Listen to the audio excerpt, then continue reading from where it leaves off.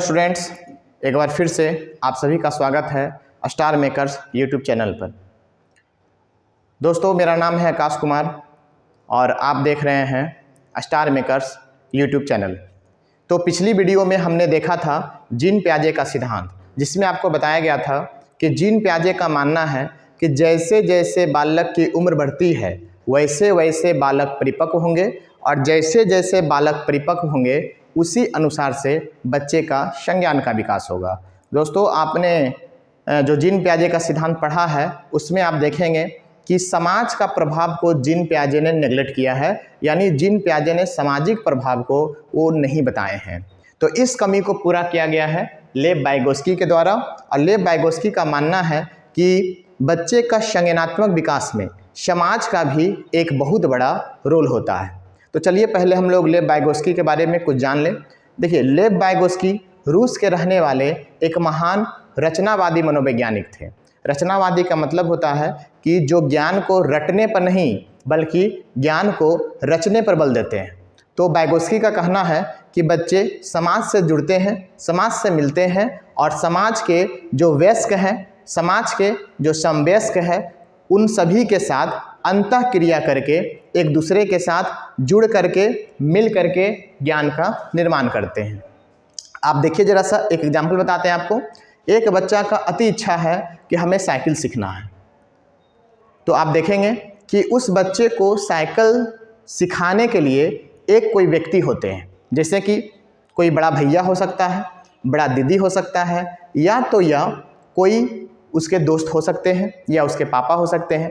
तो आप देखेंगे कि इन सभी लोगों के समर्थन से, इन सभी लोगों के मदद से बच्चा इस ज्ञान का निर्माण करता है कि हमें साइकिल चलाना सीखना है।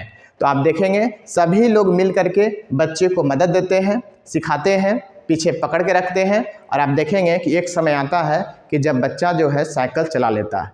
तो आप समझिए जरा से इस एग्जाम्पल से कि बच्चे ने यह ज्ञान का निर्माण कैसे किया। तो बच्चे ने इस ज्ञान का निर्माण लोगों के साथ मिल करके जुड़ करके किया। तो यही बातों को लेव वाइगोत्स्की ने अपने सिद्धांत सामाजिक संस्कृति के सिद्धांत में दर्शाते हैं। इनका मानना है कि बच्चे वयस्क और समवयस्क, यहाँ ध्यान दीजिए, बालक, वयस्क और समवयस्क। वयस्क का मतलब कौन होता है? वयस्क का मतलब होता है जो बच्चे से बड़ा, ठीक है। वयस्क का मतलब होता है जो बच्चे से बड़ा और समवयस्क का मतलब होता है जो बच्चे की उम्र के बराबर है, वो है समवयस्क। लेव वाइगोत्स्की का मानना है कि एक बालक वयस्क और समवयस्क के परस्पर अंतःक्रिया के माध्यम से ज्ञान का निर्माण करते हैं। यानी वाइगोत्स्की का कहना है कि बच्चे जो ज्ञान का निर्माण करते हैं वह अकेले नहीं, वो लोगों के साथ मिल करके जुड़ करके। तो वह कौन लोग होंगे जिनके साथ बच्चे जुड़ेंगे? या तो वयस्क होंगे या तो समवयस्क होंगे। ये दोनों के साथ मिल करके जुड़ करके परस्पर अंतःक्रिया करके बच्चे कोई भी ज्ञान का निर्माण करते हैं। ये बात कौन बोले हैं? तो ये बात लेव वाइगोत्स्की के द्वारा कहा गया है। चलिए अब आगे हम लोग समझते हैं। देखिए, यहाँ पे एक सबसे पहला शब्द है अंतःक्रिया, जो कि अभी जस्ट हम बताएं कि एक बालक वयस्क और समवयस्क के साथ परस्पर अंतःक्रिया के माध्यम से ज्ञान का निर्माण करते हैं। तो ये बात कौन बोले हैं? लेव वाइगोत्स्की बोले हैं। सामर्थन, सामर्थन का मतलब क्या है? सहयोग। सहयोग यानी अगर कोई बालक बच्चे को सहयोग दे उसे कहा जाता है सामर्थन। तो सामर्थन के मदद से ज्ञान का निर्माण बच्चे करते हैं। ये बात कौन बोले हैं? लेव वाइगोत्स्की बोले हैं। सामाजिक संपर्कता, ये देखें सबसे बड़ा शब्द है वाइगोत्स्की के सिद्धांत में, क्योंकि वाइगोत्स्की का मानना है कि बच्चे के विकास में, यानी बच्चे के संज्ञानात्मक विकास में समाज, संस्कृति और भाषा का प्रबल भूमिका होती है। कहने का मतलब है कि बच्चे का जो संज्ञानात्मक विकास होगा उसमें आप देख सकते हैं ये डायग्राम की जैसी होगी। जैसे कि आप देखिए बीच में जो स्टार हमने बनाया है ये बालक है और तीनों तरफ से समाज, संस्कृति और भाषा का यहाँ पर योगदान है, ठीक है। तो याद रखेंगे जब भी वाइगोत्स्की का क्वेश्चन आएगा तो जहां वाइगोत्स्की वहां समाज, लेकिन ऐसे नहीं। समाज का मतलब है सामाजिक जुड़ाव, सामाजिक संपर्कता, लेकिन कहीं कहीं लिख देगा कि सामाजिक अलगाव। तो सामाजिक अलगाव याद रखिएगा, यानी समाज से हटना।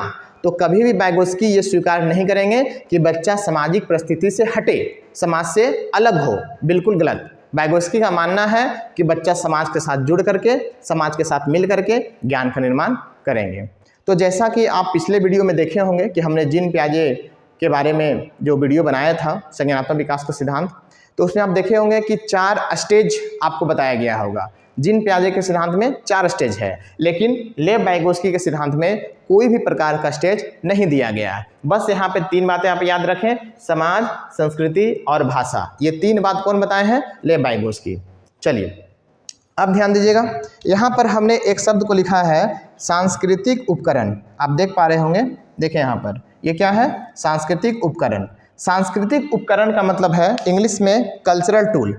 अब कल्चरल टूल क्या है? यानी बच्चे के ज्ञान के निर्माण में जितने भी लोग या फिर जो भी वस्तुएं या जो भी तत्व बच्चे को सहयोग देते हैं, तो वाइगोत्स्की उन्हें सांस्कृतिक उपकरण का नाम देते हैं। ये क्वेश्चन भी देखिएगा, सीटेट में अनेकों बार आ चुका है कि निम्नलिखित में से कौन सा सांस्कृतिक उपकरण है।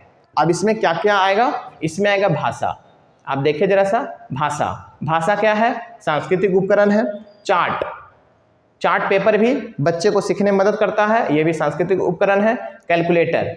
कैलकुलेटर भी बच्चे के ज्ञान के निर्माण में मदद करता है, तो ये भी जो है सांस्कृतिक उपकरण है। ग्लोब भी जो है बच्चे के संज्ञानात्मक विकास में मदद करता है, ज्ञान को बढ़ाने में, ज्ञान के निर्माण में मदद करता है, तो ये भी है सांस्कृतिक उपकरण। मानचित्र भी है सांस्कृतिक उपकरण।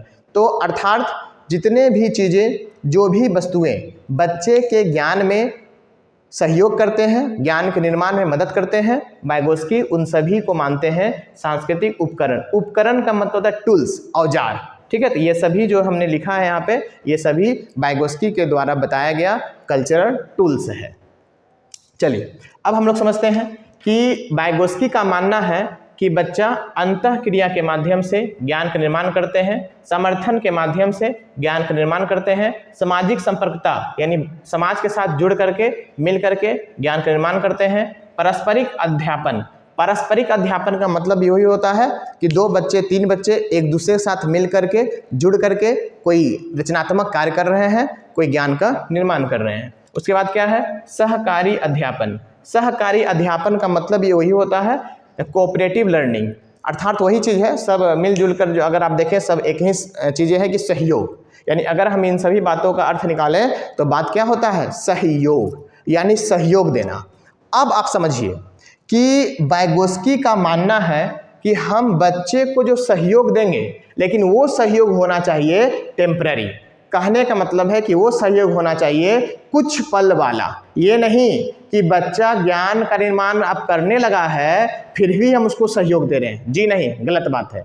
हम बच्चे को सहयोग देंगे, लेकिन ये सहयोग कब तक मिलेगा?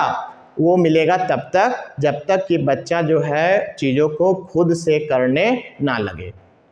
ठीक है, तो आप जैसा कि देख सकते हैं कि वाइगोत्स्की ने इस सहयोग को, इस टेम्पररी सहयोग का जो नाम देते हैं उसे कहते हैं पाढ़। याद कर लीजिए शब्द, बहुत बार मिलेगा आपको सीडीपी में। पाढ़ क्या है? पाढ़ प्रदान करना, एक शिक्षकों को पाढ़ प्रदान करना। तो पाढ़ का मतलब होता है सहयोग, लेकिन कैसा सहयोग? अस्थायी सहयोग, यानी वैसा सहयोग जो हम बच्चे को कुछ पल के लिए देते हैं, वही कहलाता है पाढ़। जैसे कि एक बच्चा को साइकिल सिखाना है, तो आप देखेंगे कि पापा जो है पीछे साइकिल पकड़ के खड़ा है, और पापा कब तक पीछे साइकिल को पकड़े रहेंगे? जब तक कि बच्चा अपना काम खुद करना शुरू ना कर दे, तब तक आप देखेंगे पापा जो है बच्चा का साइकिल पकड़ के खड़ा रहेंगे। ठीक है, जब देखेंगे कि बच्चे ने साइकिल चलाना सीख लिया है, शुरू कर दिया है, बैलेंस बनाना शुरू कर दिया है, तो पापा क्या करेंगे? हाथ को हटा लेंगे। तो बस वही जो है पाढ़ है। आप देखें, जैसे ही पापा देखा कि बच्चा सीख चुका है, पापा ने अपने सहयोग को हटा लिया। ठीक है, तो यही क्या है? कुछ समय के लिए जो हम बच्चे को जो सहयोग देते हैं वही कहलाता है पाढ़। चलिए एक उदाहरण और समझते हैं। आप देखे होंगे जब 11-12 महीने का भी आप देखेंगे कि बच्चे को चलवाना है, तो चलवाने के लिए हम लोग क्या करते हैं? बच्चे का हाथ पकड़ के उसे हम ग्राउंड में या छत पर चलवाते हैं। ठीक है, और उससे क्या होता है कि बच्चे जो है अपने ज्ञान का निर्माण धीरे धीरे खुद से करना शुरू करते हैं। लेकिन जब एक समय आता है कि हम क्या करते हैं, हाथों को हटा लेते हैं, यानी अपने सहयोग को हटा लिए, और आप देखेंगे उस समय वो बच्चा अब स्वतंत्र रूप से खुद ब खुद चलना शुरू कर देता है। तो बस वही है, पाड़ का मतलब होता है सहयोग, लेकिन कैसा सहयोग, अस्थायी, कुछ पल के लिए मिलने वाले समर्थन को ही सहयोग कहते हैं। ठीक है, नहीं समझे होंगे तो एक एग्जांपल और हम लेते हैं, आप समझ जाइएगा। आप देखे होंगे जब छत की जब ढलाई होती है तो उस ढलाई में जो मचान बनाया जाता है ताकि वो छत को सहायता दिया जा सके, खड़ा होने में सहयोग दिया जा सके, और आप देखेंगे ये जो मचान बनाया जाता है वो कुछ पल के लिए बनाया जाता है, और वो कब तक होता है, जब तक कि छत मजबूत ना हो जाए। अब जब हम देखते हैं कि छत मजबूत हो चुका है तो हम उस मचान को हटा लेते हैं और आप देखेंगे कि वो छत अपने पैरों पर खड़ा है। तो जो सहयोग हम बच्चे को देते हैं, कुछ पल के लिए देते हैं, वही कहलाता है पाड़। जैसे कि संकेत देना, क्या देना, संकेत देना, इशारा देना। तो संकेत देना, इशारा देना पाड़ का उदाहरण है। या फिर आधा हल किया हुआ, आधा हल किया हुआ, ठीक है, आधा हल किया हुआ बात जो है वह पाड़ का हिस्सा है। जैसे कि आप देखे होंगे बचपन में क्या होता है कि खाली स्थान वाला क्वेश्चन होता है और ऊपर में खाली स्थान दिया गया है और कुछ बात लिखे हुए हैं, बस केवल और केवल जो है आपको एक शब्द उससे भरना होता है, वो भी ऊपर से देख करके कौन सा उसमें फिट आएगा अकॉर्डिंग टू सेंटेंस। तो आप देख सकते हैं कि संकेत देना, इशारे देना, आधा हल किया हुआ, ये सभी किसका हिस्सा है, पाड़ का हिस्सा है। चलिए अब हम समझते हैं कि बच्चे को जो सहयोग देगा वो देगा कौन, ये सबसे बड़ा मुद्दा है। जैसा कि आप देख पा रहे होंगे कि विद्यालय में बच्चे को सहयोग कौन देते हैं, टीचर देते हैं। घर में बच्चा को सहयोग कौन देते हैं, माता पिता देते हैं। और अब वहीं आप देखे होंगे कि एक एग्जाम्पल जो हम लिए थे साइकिल चलाने वाला में, उसमें सहयोग कौन दे रहा है, पिताजी दे रहे हैं, पापा दे रहे हैं, या कोई भैया हो सकते हैं या कोई दीदी हो सकते हैं। तो आप बताइए जरा सा, सहयोग देगा कौन? सहयोग वही व्यक्ति देंगे जो वह काम को पहले कर चुके हैं, जो वह काम को पहले जानते हैं। ऐसा नहीं है कि हम वो काम जानते ही नहीं हैं और हम बच्चा को उसमें सहयोग दे देंगे। जैसे कि मान लिया जाए हम साइकिल चलाना जानते ही नहीं हैं, तो आप बताएं जरा सा कि हम बच्चा को साइकिल कैसे सिखा सकते हैं? बिल्कुल नहीं सिखा सकते। तो मेरा कहने का मतलब है कि सहयोग वही व्यक्ति देगा जो बच्चे से ज़्यादा जानता है।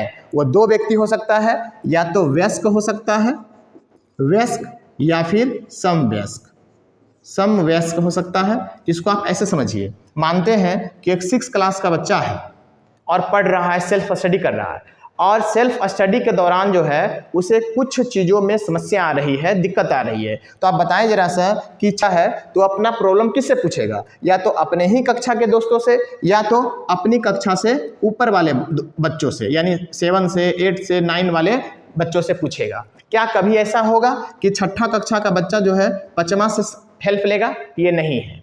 बैगोस्की इसी के बारे में बताते हैं कि बच्चे जो ज्ञान का निर्माण करेंगे वो या तो वयस्क के साथ जुड़ करके करेंगे या तो समवयस्क के साथ। मतलब जो बच्चा के समकक्षी हो, वयस्क का मतलब होता है बच्चे से बड़ा, और समवयस्क का मतलब होता है समकक्षी। समकक्षी का मतलब है कि बच्चे के साथ पढ़ने वाला, एक ही कक्षा में पढ़ने वाला। तो इन दोनों के परस्पर सहयोग के साथ बच्चे ज्ञान का निर्माण करेंगे। ये बात कौन बोले हैं? बैगोस्की। तो जो बच्चे को मदद देंगे वह उस फील्ड में पहले से जान चुके हैं, तब ही जो है उस फील्ड में मदद दे रहे हैं। जैसे कि पापा बच्चा को साइकिल सिखा रहे हैं, तो मतलब क्या है कि पापा पहले से साइकिल चलाना जानते हैं और पापा यहाँ पर काम करेंगे MKO का। MKO का मतलब होता है मोर नॉलेजेबल देन अदर, यानी अधिक जानकार व्यक्ति। यानी बच्चे को मदद वो देंगे जो बच्चे से ज़्यादा जानते हैं। ठीक है, यही इन्हीं को कहा जाता है MKO। अब आप यहाँ पे देख सकते हैं हमने 3 घेरा को बनाया है। ठीक है, अंदर का जो घेरा आप देख रहे होंगे वो ZAD है। ZAD कहने का मतलब है कि जहाँ पर बच्चा बिना कोई सहयोग के, बिना कोई समर्थन के अपने खुद से कोई भी चीज़ों को करता है, उसे कहा जाता है जोन ऑफ एक्चुअल डेवलपमेंट। हमने देखिए यहाँ पर लिखा है जोन ऑफ अचीव्ड डेवलपमेंट, यानी वास्तविक विकास का क्षेत्र। एक्चुअल भी कह सकते हैं, अचीव भी कह सकते हैं, दोनों बातें यहाँ पे सही है।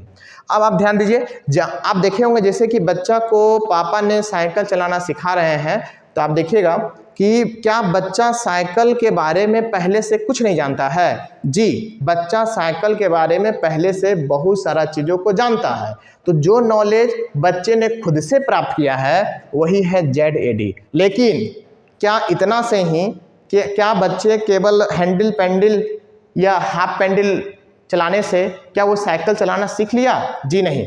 यानी वो तो बच्चे का पूर्व ज्ञान है, जहाँ तक बच्चा बिना सहयोग के बिना कोई सहयोग के कोई काम कर रहा है। लेकिन यहाँ पर जो मुद्दा है वो क्या है कि हमें वो भी सिखाना है जो बच्चा स्वतंत्र रूप से नहीं कर सकता है, वही है ZPD यानी समीपस्थ विकास का क्षेत्र। क्या कहते हैं इसे? समीपस्थ विकास का क्षेत्र, या फिर एक और नाम है इसका निकटवर्ती विकास का क्षेत्र। ठीक है, तो निकटवर्ती विकास का क्षेत्र में बच्चा कैसे पहुंचेगा? ठीक है, जितना बच्चा पहले से जानता है उसमें केवल सहयोग को जोड़ दिया जाएगा और फिर बच्चा जो है ZAD से निकल के कहाँ पहुंच जाएगा? ZPD में पहुंच जाएगा। ठीक है, जैसे कि बच्चा साइकिल चलाना नहीं जानता है लेकिन साइकिल के बारे में कुछ ना कुछ तो जरूर जानता है, तो वो है उसका ZAD। ठीक है, लेकिन जब हम बच्चे को सहयोग देंगे तो बच्चा वो काम भी कर लेगा जो बच्चा पहले स्वतंत्र रूप से नहीं कर सकता था, तो वही है ZPD। तो ZPD का मतलब आप समझ चुके होंगे कि स्वतंत्र रूप से और सहयोग के साथ। ये जो आप घेरा देख रहे हैं ये स्वतंत्र प्रदर्शन वाला क्षेत्र है बिना किसी के सहयोग के साथ, और ये जो घेरा आप देख रहे हैं ये है सहयोग के साथ। तो स्वतंत्र रूप से और सहयोग के साथ किए जाने वाले जो बीच का जो क्षेत्र है वही कहलाता है ZPD।